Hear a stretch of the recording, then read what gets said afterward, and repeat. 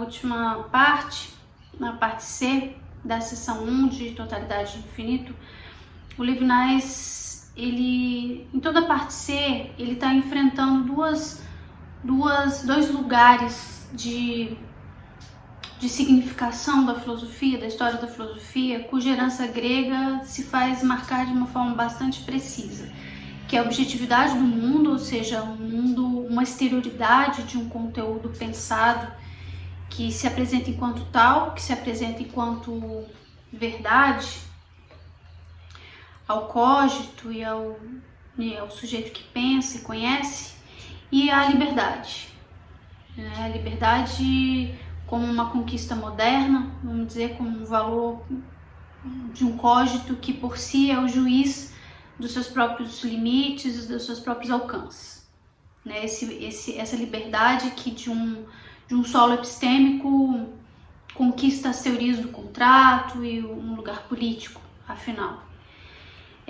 São esses dois lugares de certeza, vamos dizer, do conhecimento filosófico, da tradição filosófica assentada nesses dois valores, que o Levinas está querendo repensar a própria filosofia, e refundar um lugar a ela a partir da ética. E foi o que a gente viu, e assim ele termina com uma espécie de, numa parte que chama Linguagem e Justiça, como uma espécie de explicitação desse novo fundamento. A objetividade, portanto, ela não sofre uma inversão lógica no sentido de que ela seria uma ultrapassagem da consciência. O Levinas não faz isso, ele não é esse o movimento, A exterioridade do conteúdo pensado, essa objetividade do conhecimento, ela não ultrapassa a consciência em absoluto, Nada do que toca o pensamento, diz o Levinas, pode ultrapassá-lo. Então ele não é esse tipo de versão. Tampouco ele nega a liberdade do próprio cogito, ou a liberdade de um sujeito pensante, de uma instância do pensamento, que só ela pode repensar-se, ou mesmo negar-se. Ou seja, ele não pode negar a liberdade de um cogito onde ela mesma funciona como seu motor. Então ele não está negando, na verdade, nem a objetividade do conhecimento, tampouco a liberdade, que seria a propriedade primeira de um cogito pensante.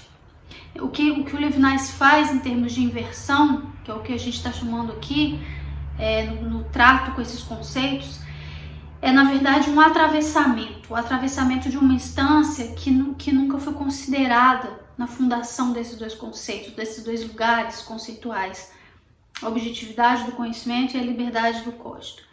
O que ele está dizendo é que há a presença de um mestre, que a gente viu no vídeo anterior como ele instaura o tu, que foi altura, que foi outrem, que foi rosto e que será ainda, que finalmente se apresenta como o infinito. Ele termina dizendo, nessa relação com a objetividade do conhecimento, que esse tu também é um mestre. Ele traz aqui esse tu como um mestre que fecha essa parte, essa sessão, como um vós. Não é mais um tu, mas é um vós. Porque é alguém que tem um senhorio, que tem um domínio, que tem uma maestria, que tem uma docência, alguém que ensina. Alguém que ensina o docente, por exemplo. Esse docente que ensina o docente, esse mestre, esse tu que é um vós, que é um senhorio, é justamente essa instância inaugural num pensamento filosófico que atravessa de uma forma decisiva o conhecimento objetivo e a liberdade do cogito. Porque só ele que consegue colocar um limite à minha liberdade e ao meu conhecimento da verdade. Esse outro, esse mestre, é justamente aquele que, diante dos fenômenos, permite tematizá-los. Diante de um saber objetivo, se permite ensiná-los pela sua palavra, pela intervenção de uma presença que instaura a linguagem para Levinas. A presença do ser do fenômeno que quebra o encanto de um mundo enfeitiçado, diz o Levinas no parágrafo 178 dessa seção C. Essa instância que profere um sim à mostração do mundo, um sim à abertura do mundo, e de que eu sozinho sou incapaz, é ele que traz positivamente a objetividade do mundo por associação. Então, se há um contrato social em Levinas, esse contrato social ele se apresenta nessa relação objetiva com o mundo, porque é um contrato de associação onde alguém se faz mestre, onde alguém ensina o mundo, onde alguém mostra o mundo pelo sim ou pela instauração de uma linguagem. Então, esse atravessamento de um tu, que então é vós, é uma inversão da objetividade, porque só nesse atravessamento mesmo, nessa irrupção da linguagem, que é a irrupção do outro, é que a objetividade do mundo se confere, se faz presente, faz com que ela não ultrapasse a consciência, mas ela de fato enfrenta uma consciência.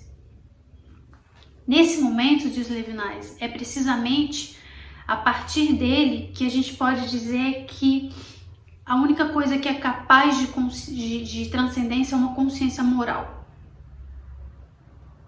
E essa consciência moral, portanto, porque ela é atravessada por outrem, ela é uma experiência sem conceito. O que o Levinas quer dizer com isso?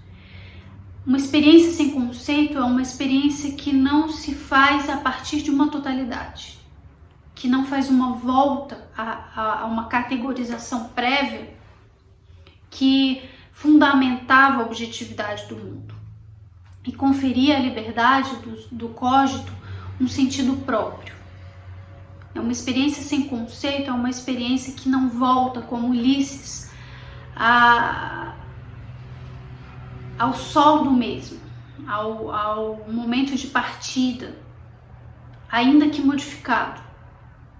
A imagem de Ulisses, ela é colocada no texto Vestígios do Outro, e ela é contraposta a Abraão. Quer dizer, quem é Ulisses? Ulisses é aquele que enfrenta uma epopeia, enfrenta uma saga de saídas, de viagens, de enfrentamentos com alteridades, mas que volta a Ítaca, volta à ilha, volta ao familiar, volta ao lugar de onde partiu. Ele já tinha usado a imagem do Sísifo, o trabalho de Sísifo, que é um trabalho que sempre pressupõe uma volta, uma volta ao mesmo. É claro que a gente pode pensar que Ulisses não volta o mesmo, mas volta à mesma ilha. A imagem de Abraão contraposta aí, no Vestígio do Outro, é exatamente aquele que parte sem voltar, que parte a um estrangeiro do qual ele habita e portanto não habita, porque não se habita um estrangeiro, não se faz do estrangeiro um hábito, um habitat, uma morada. Então Abraão é a imagem contraposta a Ulisses de uma experiência sem conceito, de uma experiência fundadora, porque não volta ao mesmo. Essa experiência sem conceito, essa experiência que não faz um retorno a uma totalidade, é o que ele é como ele vai fechar essa sessão na parte D.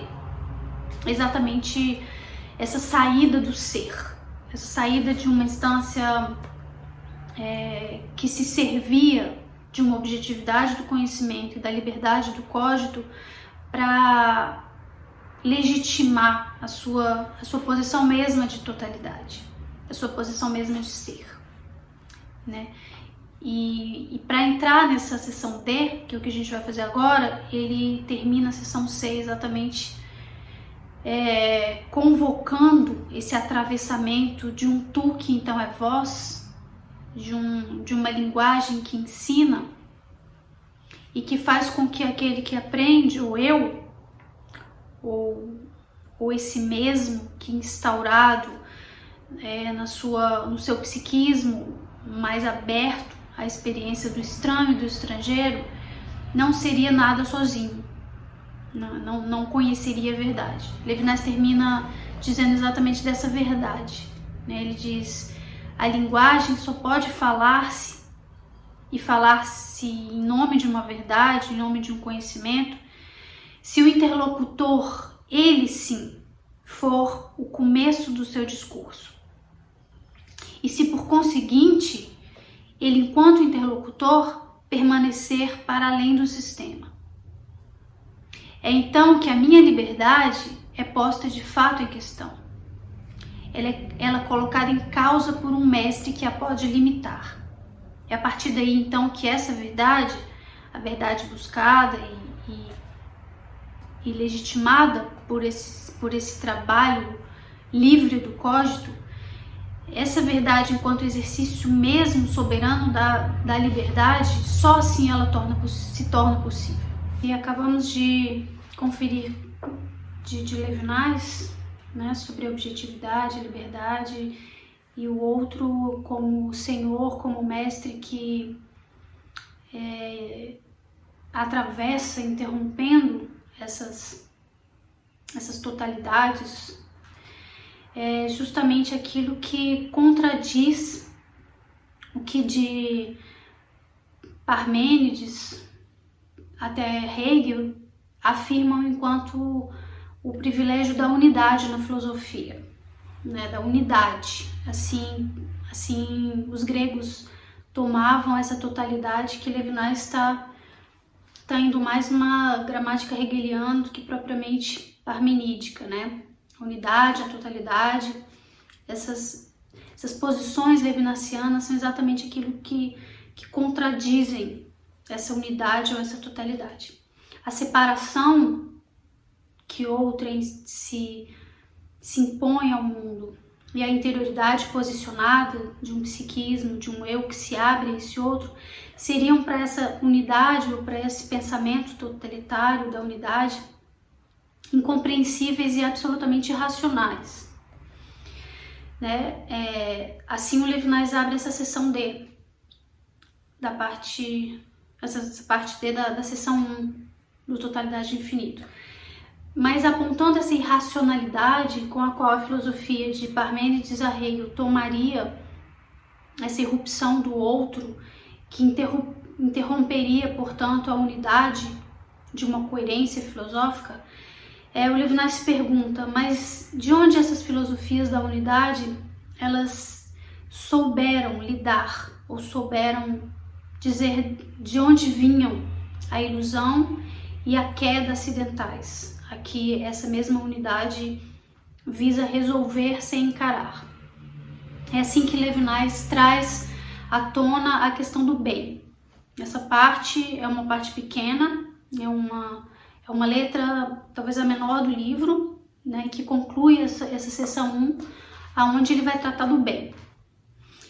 E aonde que ele vai tirar esse bem? O bem é a transcendência mesma, vamos dizer, né? É a transcendência no sentido daquilo que consegue ultrapassar o ser, ou ultrapassar o ser enquanto uno, enquanto unidade, enquanto totalidade.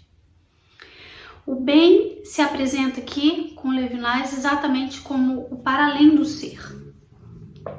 É algo que consegue falar mais do que o ser. É aquilo que consegue romper com o privilégio e a exclusividade do ser enquanto unidade de sentido, a própria filosofia, né? E onde que o Levinas busca esse bem? A gente não está aqui diante de um valor axiológico, tampouco religioso. Esse bem a que Levinas faz menção, essa transcendência ao ser, ela vem justamente de Platão. A gente lembra que Aristóteles já havia questionado Platão de uma forma muito direta, especialmente na Ética Nicômacos. Acho que no primeiro livro da Ética Nicômacos, mais ou menos no ponto 6, do que seria uma parte 6 do primeiro livro, onde ele confronta diretamente Platão exatamente pela noção de bem. E pergunta para Platão, que bem é esse? Que generalidade de uma ideia soberana é essa que se faz a despeito das categorias, por exemplo? Aonde eu posso pensar o bem, perguntava Aristóteles para Platão.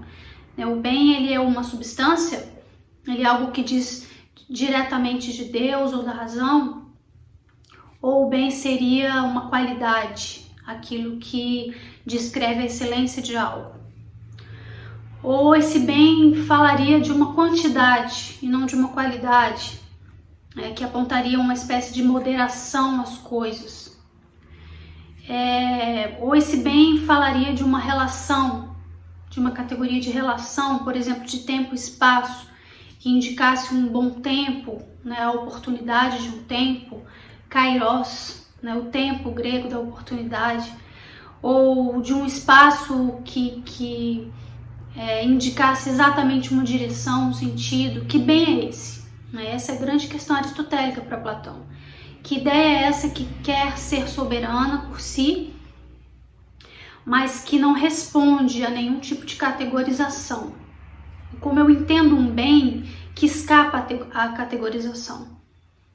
Claro que Platão não respondeu isso posteriormente, mas talvez Levinas o fizesse, exatamente quando ele resgata esse bem que também, como em Platão, se apresenta como uma ultrapassagem, uma transcendência à unidade. A unidade mesmo é defendida por Platão, porque sim, em Platão, o bem é uma espécie de ideia das ideias, a mãe de todas as ideias, a luz da luz, a ideia que confere sentido a todas as ideias, a ideia de fundo, o sol que brilha no exterior da caverna, no mito da caverna, na alegoria da caverna.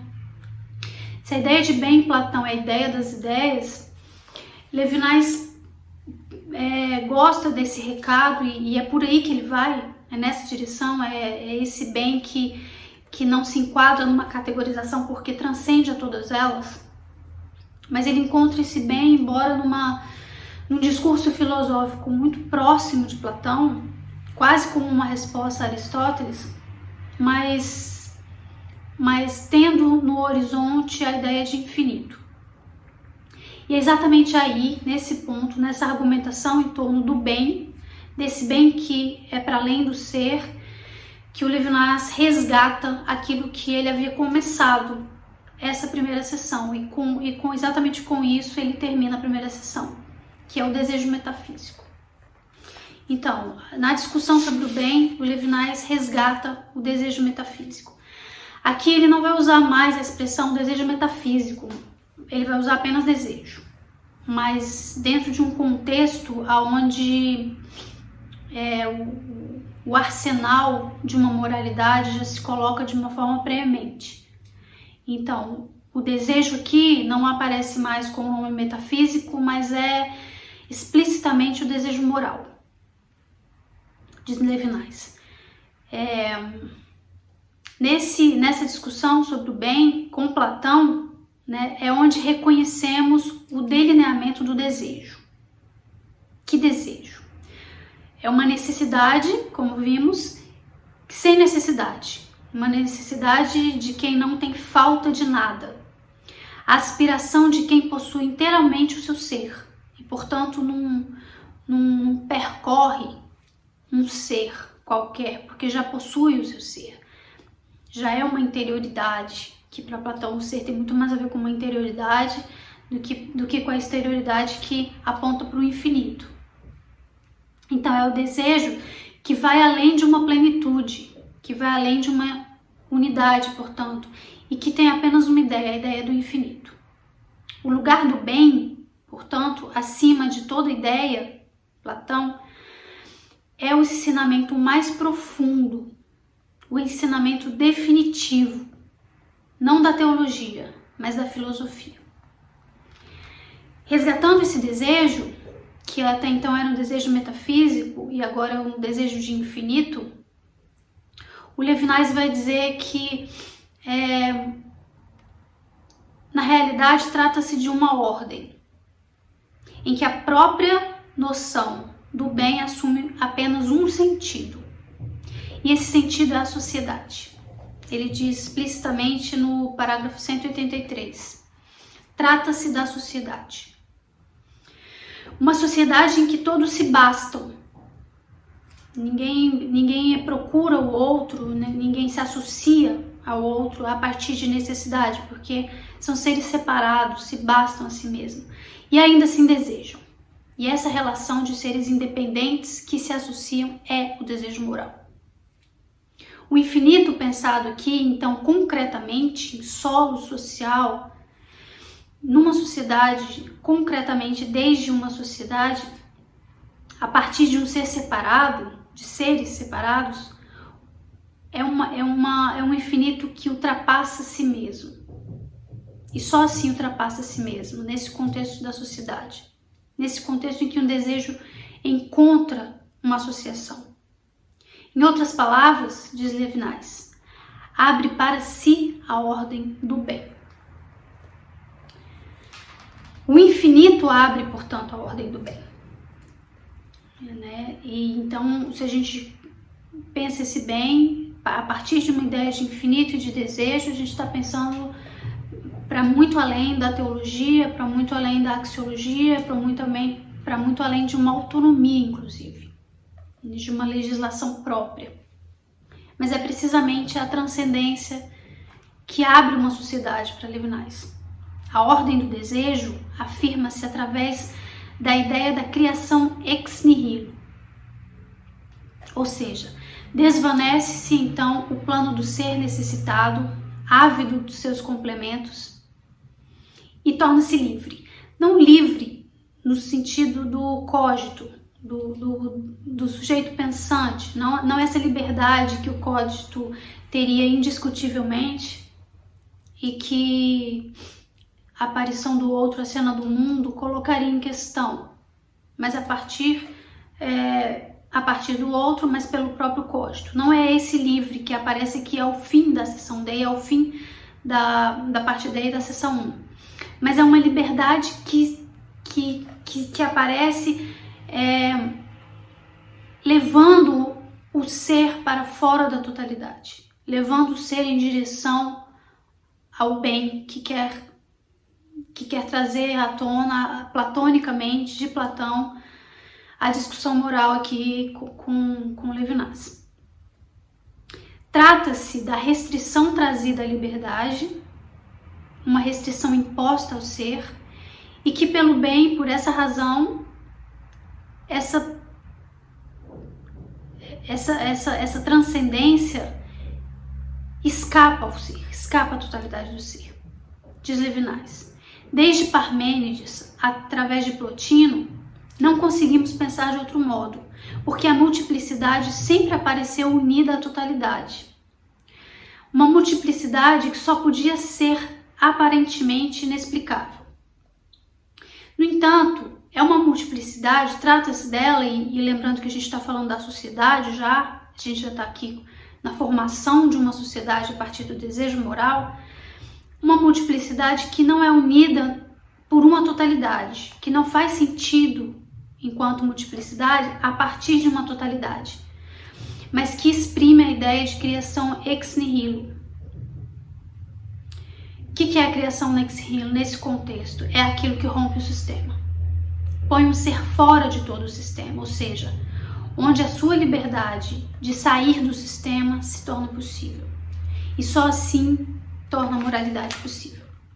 O essencial da existência, diz Levinas, criada, essa existência ex nihilo, cuja criação é ex nihilo, consiste na sua separação em relação ao infinito.